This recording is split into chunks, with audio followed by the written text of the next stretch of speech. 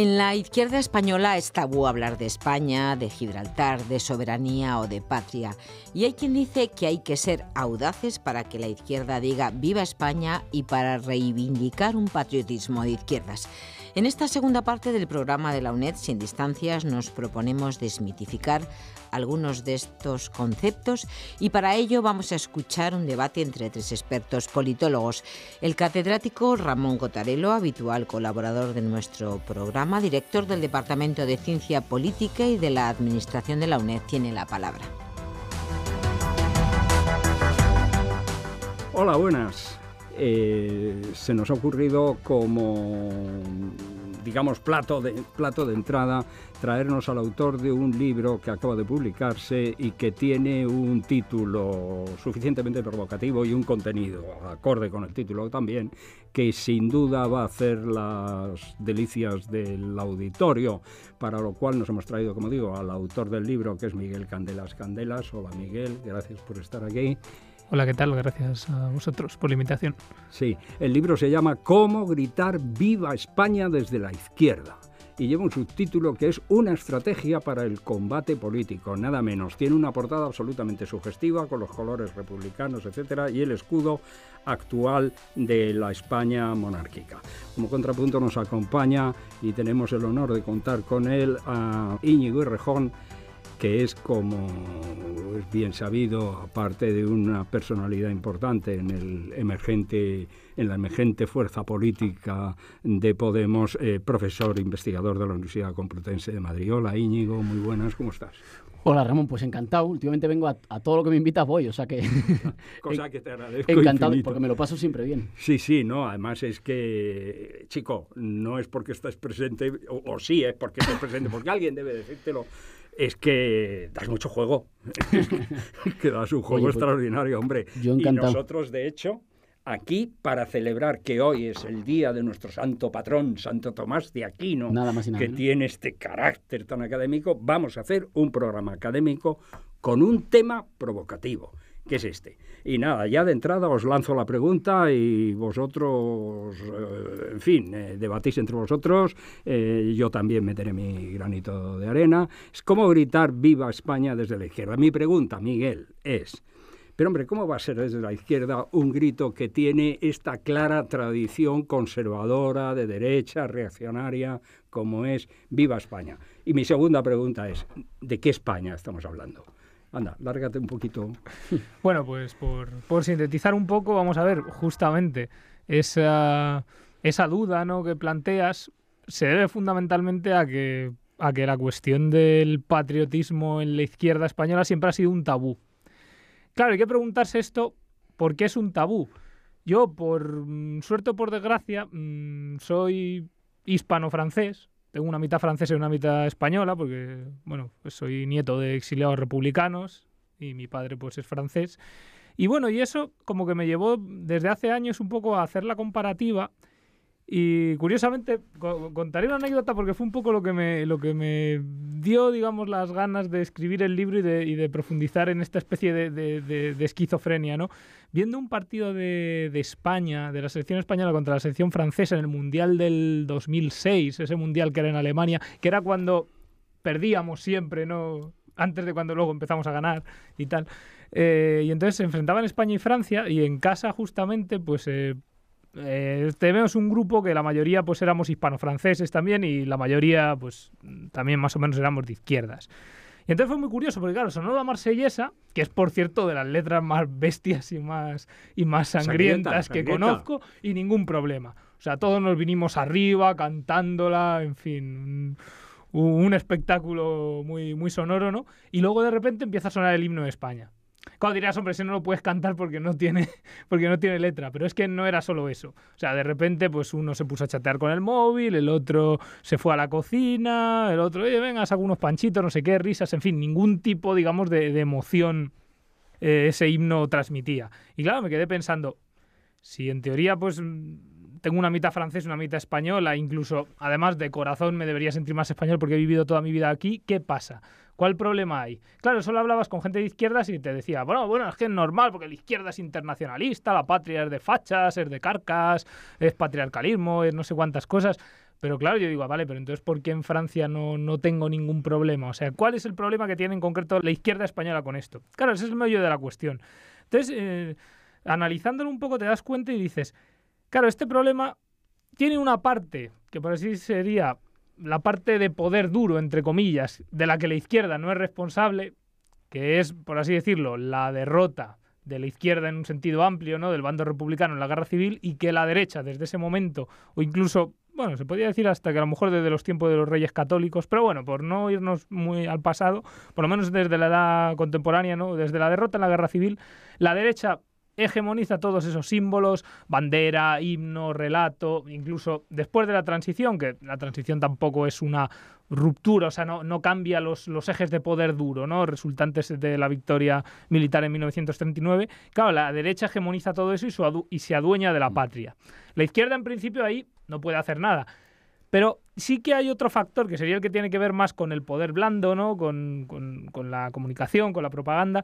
Lo que sí creo que la izquierda sí tiene una cierta responsabilidad, que ha sido situarse cómoda, sobre todo desde los años 60, cuando surge pues, todo el posmodernismo, todo esto de la micropolítica, ¿no?, esa idea un poco de que la alta política, pues el poder es una cosa oscura y malvada, entonces la izquierda purista y verdadera tiene que situarse detrás de eso y estar en las causas pequeñitas y dejar el Estado, dejar el ejército en manos de la derecha, ¿no?, y estar nada más como contrapoder, por así decirlo. El problema de esto es que la nación es un arma. Es un arma poderosísima. Yo digo la metáfora que es como la espada de un samurái, ¿no? A mí me gustan un poco las culturas orientales. Y claro, ¿qué le pasa a un samurái? Para un samurái su espada es su alma.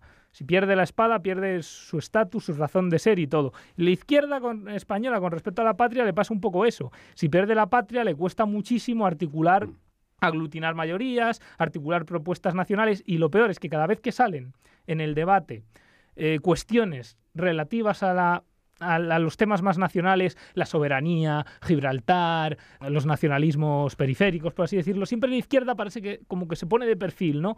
Y entonces dice, no, bueno, esto son cortinas de humo, esto no importa, y al final le da la razón a la derecha, y entonces digo, tiene un poco narices. Bueno, y aparte de esta cuestión, que claro, que es un problema también desde perspectiva personales, también hay algo de Mr. Jekyll, Dr. Hyde y tal. Es francés, es español. Hay una esquizofrenia ahí, sí. ¿Tú cómo ves el asunto, Íñigo? Es decir, porque, claro, tú también tienes al respecto opinión fuerte. Este asunto del nacionalismo, de la patria. Porque os lo he oído decir varias veces. Mucho, y ha provocado encendidas discusiones. Hace falta, digamos, cogiendo el toro por los cuernos, ¿hace falta poder decir viva España desde la izquierda? No lo sé. Y sobre todo lo importante no es desde la izquierda. Lo importante es ser capaz, una cosa que está siempre en el corazón de la política, que es ser capaces de construir una voluntad general nueva. Una voluntad general diferente. Es decir, esa pelea que siempre está en el núcleo de la disputa política, por la cual un grupo concreto es capaz de articular un consenso que produce un interés general diferente. Y en nuestro caso, desde hace demasiado tiempo, las minorías privilegiadas han sido capaces de articular un proyecto que les permite encarnar el interés general y presentarse como representando los intereses no solo de la mayoría, sino del conjunto. Y ahí lo fundamental es siempre la construcción de un pueblo. Claro, uno puede decir, ¿eso se hace sin referentes nacionales? No. Pero no es necesario siempre, digamos, una identificación nacionalista. Lo que sí que diría es que uno no construye un pueblo a la contra de los referentes nacionales existentes, a los que no les tiene que oponer nada. Y ahí la definición crucial es siempre, con Carl Smith, la definición del adversario o del enemigo. La cosa es, ¿quiénes son los enemigos del pueblo? Y eso es lo que construye siempre a un pueblo. Durante mucho tiempo, el pensamiento conservador en nuestro país ha construido la identificación nacional española contra las identificaciones nacionales periféricas. ¿Qué es España? Lo que no son los catalanes, lo que no son los vascos. Y ahí tenemos que resolver, creo, dos cuestiones. Una, hoy hay mejores condiciones que en muchas ocasiones en el pasado para construir una identificación nacional popular frente a quienes usurpan la soberanía nacional, que no es la voluntad de los catalanes de votar, sino la Troika, la señora Merkel, el Fondo Monetario Internacional, hay una posibilidad de impugnar a las élites que representan el interés nacional. Ustedes no representan el interés del país, porque están llevando a cabo políticas que son marcadamente nocivas para las mayorías que habitan en este país y, sin embargo, muy beneficiosas para señores de fuera. Y eso te da un adversario y una posibilidad de construcción de un pueblo en un sentido diferente, en un sentido favorable a las mayorías empobrecidas. Pero hay que resolver también la segunda cuestión. Hay que resolver que, en nuestro caso, la construcción de una voluntad colectiva nacional popular es una voluntad colectiva plurinacional popular. En España, uno podría desear que hubiera habido una... Pero esto es jugar a contrafácticos. Podría desear, bueno, que hubiera habido un proceso de construcción estatal que hubiera acabado con la heterogeneidad cultural, nacional, lingüística. Bueno, eso no ha sucedido. Y uno no puede hacer como si no existiera, no puede taparse los ojos. Eso es una cuestión que está encima de la mesa. Y que una vez que está encima... Ese es un buen punto. Claro. Ese es un buen punto. Y tu posición, háblame con el corazón en la mano. ¿Y tu posición es que estás contento de que eso no haya sido posible o lo tomas como una desgracia con la que hay que aguantar? Bueno, mi posición es que no ha pasado.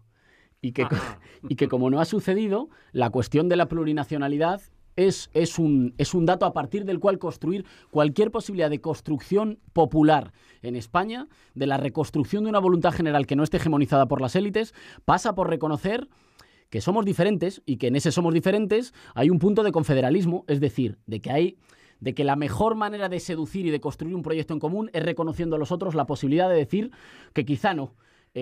¿Eso dificulta la construcción fuerte? Bueno, es verdad que en el corto plazo lo hace más complicado, pero creo que aquí no valen atajos. Y lo estoy diciendo hablando, digamos, militando en una formación política que ha levantado la bandera de una cierta identificación patriótica frente a la oligarquía. Sí, mira una cosa. Cuando los socialistas ganaron las elecciones en 1982, el New York Times los definió como jóvenes nacionalistas españoles. Estáis a un punto de enarbolar la misma bandera y de que os canten la misma canción. Hay una tradición en España por la cual el patriotismo es patrimonio de las clases dominantes y está absolutamente desprestigiado desde el punto de vista progresista, liberal, izquierdista, etc. Y no es una de las menores razones el hecho de que todos estos tíos que llevan, no digo años, sino siglos, hablando de la patria española, son los que han sido más traidores, felones y antiespañoles de toda la historia del país. Claro, entonces construir sobre esto un discurso nacional popular lo veo difícil, habida cuenta del fondo de pesimismo y de desconfianza que hay en los sectores populares. Fíjate, por ejemplo, esa expresión nacional popular que viene directamente de nuestro padre Gramsci, aquí tropieza con el hecho de que el principal partido representante del más tradicional nacional catolicismo se llama popular.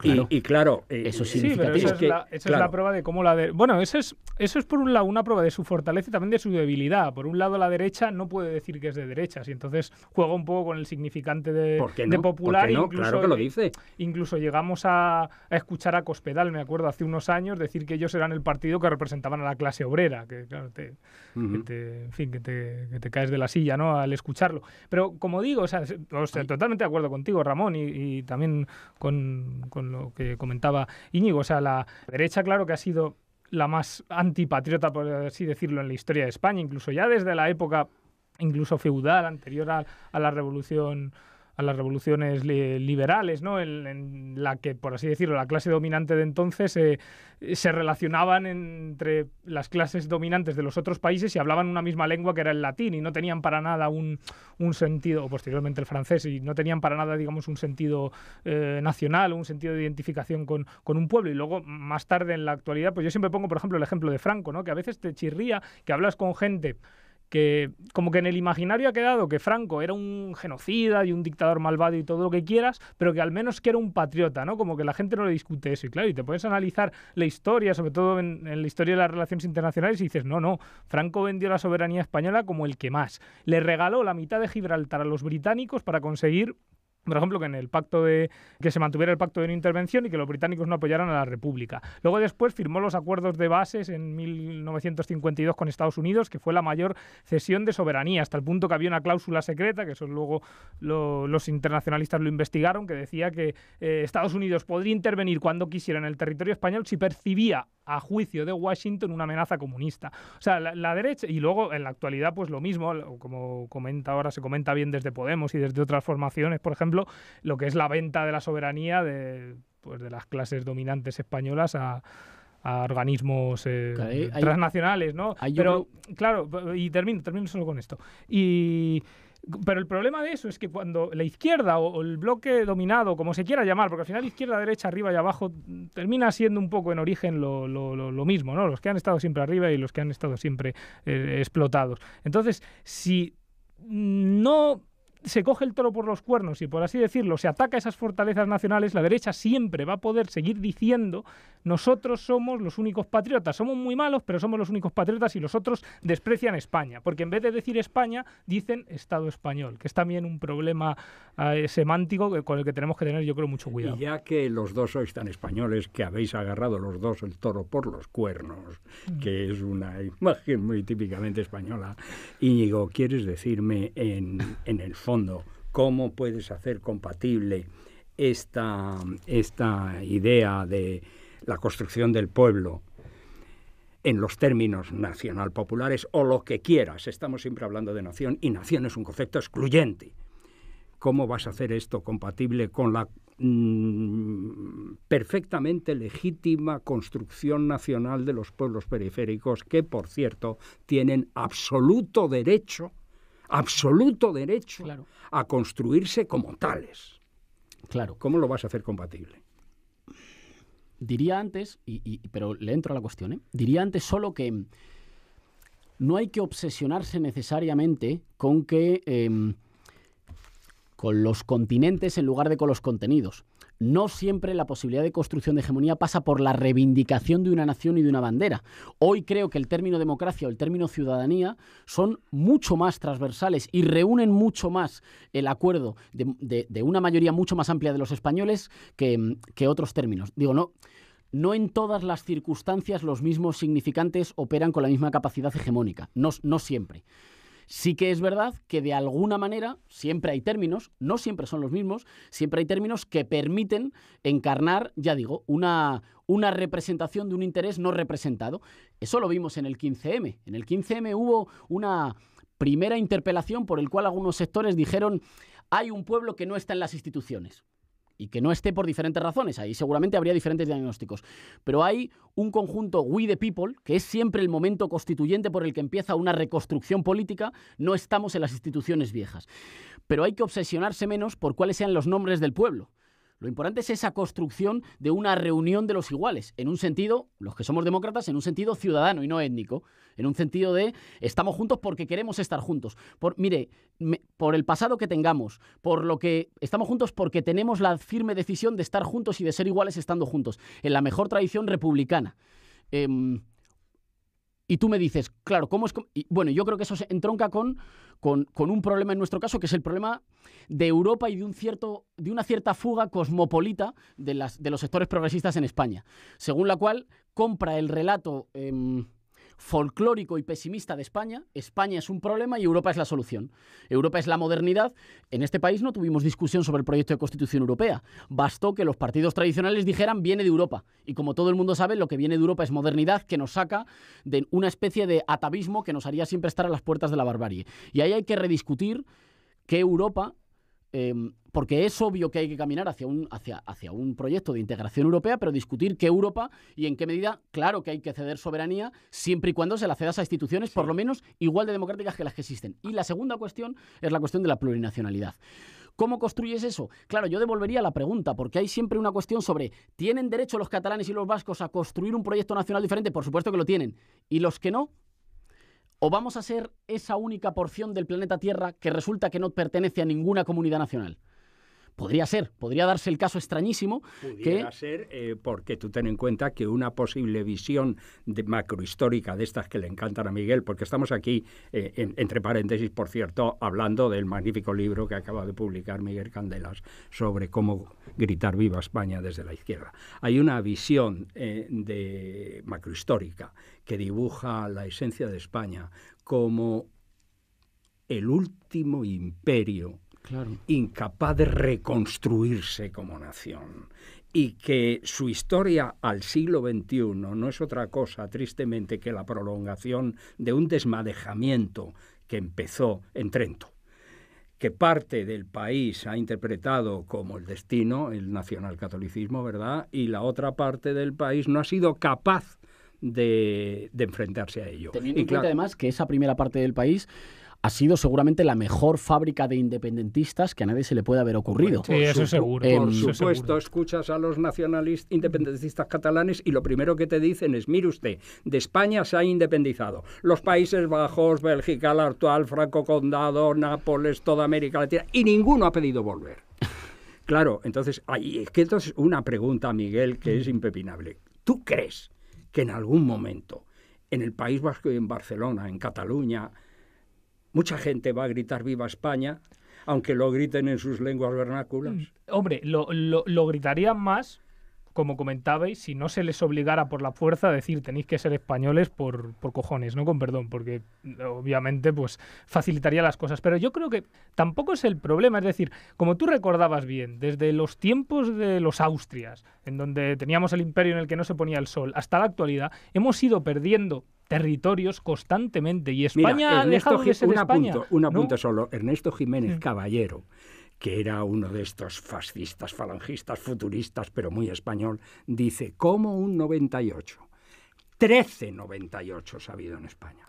Sí, totalmente de acuerdo, pero España, en el fondo, no ha dejado de ser España, con lo cual, si se independizara Cataluña o se independizara el País Vasco, yo digo, mejor que no, pero si pasara, España no dejaría de ser España. Seguiría siendo España, pero más chiquitita, y quién sabe, a lo mejor si Cataluña emprende un camino pues, que ellos, pues, con su legítimo derecho, consideran que tienen que ir por sí solos, pero podemos crear una confederación de países mediterráneos aliados con gobiernos progresistas y que cooperen entre ellos, pues a lo mejor si eso facilita las cosas, no sé, como yo que sé, que dos novios que se llevan a matar y luego a lo mejor son amigos y se llevan mejor, pues fíjate por dónde eso puede llegar funcionar. Incluso, porque es una formulación la que hace Miguel ahora, que tiene también ecos del iberismo tradicional de España, puede llegar incluso a que si lo hacemos bien, hasta le pueda interesar volver a Portugal y Gibraltar y resolver el problema de Gibraltar, que es el problema crucial de toda esta historia. El anarcosindicalismo en España, que fue un movimiento con importantes características nacional-populares, no hay que olvidarse que es Confederación Nacional del Trabajo. Sus otras dos organizaciones, la FAI y la Federación Ibérica de Juventudes Libertarias, tienen una I de ibérica, siempre en un proyecto de imaginación sin ningún problema con la identificación nacional española, pero en un proyecto de imaginación de federación de más pueblos del sur de Europa. Toda vez que hoy compartimos dificultades. Yo creo que hay un proyecto patriótico que digan, miren ustedes, y yo ahí, perdonadme que discrepe con lo de Gibraltar, miren ustedes, defender la soberanía no es defender pedazos de rocas, ni pedazos de tierras, ni colonias, es defender a la gente. Así que, si la gente está perdiendo las casas, quien deja que las familias españolas sean expulsadas fuera de sus casas no puede llamarse defensor de los españoles. Es imposible. No hay ningún proyecto nacional que merezca ser defendido si es un proyecto que olvida que el país, si es algo, son sus gentes. ¿Y quién forma parte de ese proyecto nacional? Bueno, pues quien quiera. En el fondo, como siempre. ¿Eso significa un referéndum permanente? No, eso significa una construcción, como siempre sucede, en el cual tú aspiras a construir un país de personas libres e iguales y aspiras a dotarle de instituciones que garanticen que la gente viva sin miedo, que la gente no se tenga que ir de su país, que la gente no pierda las casas o no pierda su trabajo. ¿Quién va a estar en ese proyecto? Pues ahí hay que asumir una lógica adversarial. No son enemigos, pero vamos a discutir. Yo voy a intentar seducir para sumar para ese proyecto. Ahora, el que intenta seducir asume que le digan que no y asume que alguien le diga, mira, yo me voy a confederar contigo para compartir contigo determinadas competencias, pero otras prefiero desarrollarlas yo. Bueno, asumamos que esa es una lógica política en la que se trata de seducir y no de construir enemistades para algunos, ya digo, que le son muy cómodas. Cuanto más le vendo la soberanía a la señora Merkel, más digo que el problema de España se llama Cataluña. Sí, Íñigo, eso suena muy bien, un poco latinoamericano, pero suena muy bien. Ahora, no sé, y esa es una pregunta dirigida a Miguel, no sé esa elegancia con la que te has quitado de encima el asunto de Gibraltar, si es admisible. ¿Por qué? Porque, y yo estoy de acuerdo ahí con Miguel, que lo señala en el libro muy bien, Gibraltar es un problema que los españoles no quieren encarar. Y es realmente un problema. Con la pérdida de Gibraltar se sella definitivamente el apartamiento de España de la esfera internacional y comienza su decadencia. Y el hecho de que desde entonces Gibraltar solamente haya servido para hacer el ridículo al estilo de Galtieri en las Malvinas y que siga siendo el punto desde el que Gran Bretaña controla la política española, hace que todos los discursos sobre la nación española, la soberanía española, estén apolillados, estén carcomidos. No es cierto. España es incapaz de recuperar un trozo que considera parte de su integridad territorial y que tiene un valor estratégico inmenso. Es incapaz de recuperarlo, ha sido siempre incapaz de recuperarlo. Es la prueba, como dice muy bien Íñigo en el libro, de que las clases dominantes han sido sistemáticamente felonas y traidoras, y es la prueba de que los actuales gobernantes, cuando dicen que España es una gran nación, literalmente no saben lo que dicen. Sí, el tema de Gibraltar yo también, o sea, por eso en el libro me refiero bastante a él, incluso en esas fortalezas en las que yo señalo que la izquierda, recuperando ese relato nacional, que tiene que beber de la historia, porque, como decía el poeta Barnes, ¿no?, la historia es lo que da el sentido a lo que somos en la actualidad. O sea, no se puede despreciar la historia, porque si no haces que las construcciones nacionales que crees solo correspondan a un contexto político muy concreto y que luego se puede desvanecer en unos años y cambia el contexto, ¿no? Entonces es muy importante ir a la historia e intentar crear de nuevo, desde los tiempos de Viriato hasta la actualidad, un relato que nos pueda ser beneficiosos. Yo propongo, por ejemplo, resignificar personajes y líderes, aquello que decía Confucio, ¿no?, de los ejemplos son gigantes, las palabras enanos, ¿no? Siempre los líderes te identifican mucho más. Bueno, reivindico una lista de líderes, pero en la que se podían destacar otros personajes, por supuesto. Pero yendo a la cuestión del meollo de Gibraltar, aparte de que su pérdida tiene el origen en sí en los Borbones, no olvidemos que el primer Borbón es el que cede Gibraltar para que el resto de potencias le reconozcan como rey. Y eso además es muy de los Borbones. Acordaros el rey Enrique IV, por ejemplo, el primer Borbón en Francia, que renunció a su fe para aquello de París bien vale una misa. París bien vale una misa. Pues aquí hubiera podido decir Felipe V, Madrid bien vale una roca, porque vendió Gibraltar a cambio de ser reconocido. Luego Franco lo mismo, eso que comenté antes, me voy a volver a referir, en la Guerra Civil. O sea, él prefería masacrar rojos y ceder Gibraltar a los británicos para que los británicos le siguieran dando carta blanca. Y bueno, y luego después, por ejemplo, el célebre conflicto que hubo en los años 60, que fue bestial, cuando uno de los pocos ministros medio decentes que tuvo Franco, que era Castilla, que intentó de verdad tomarse el tema de Gibraltar en serio y llegó a amenazar al Reino Unido, y como Franco se lo cepilló de en medio porque lo último que quería era un conflicto con los que habían sido sus aliados. Entonces la izquierda, yo creo, comete un error cuando en el tema de Gibraltar enseguida decimos son cortinas de humo. Miguel, sí. Nos queda un minuto, se lo cedemos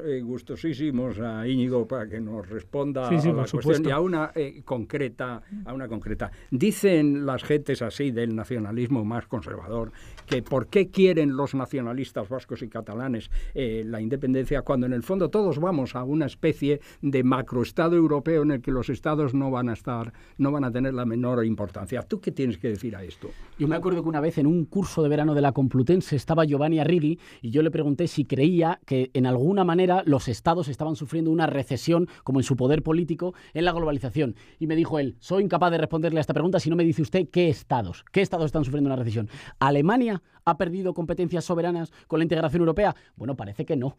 Grecia, bueno, pues Grecia parece que un poquito más. Es decir, que yo creo que ahí no hay que caer en las trampas estas de no, en realidad vamos a una especie de orden cosmopolita en el que ya no habría conflictos y los estados se disolverían en una especie de interés global que compartimos todos los ciudadanos. Mire, no. Y la prueba de que no es que a los sectores dominantes ponen un especial interés y una especial pasión en defender que los aparatos estatales sigan a su servicio. Y si no, miremos lo que pasa en España, como será poco importante el Estado, pero jode lo que les cuesta soltarlo, ¿eh?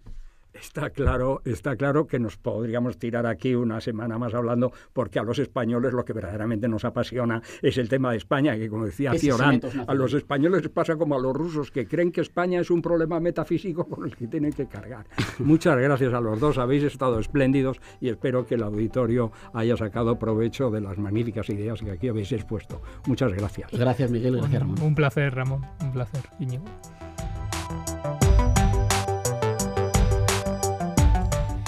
La nación española, los nacionalismos.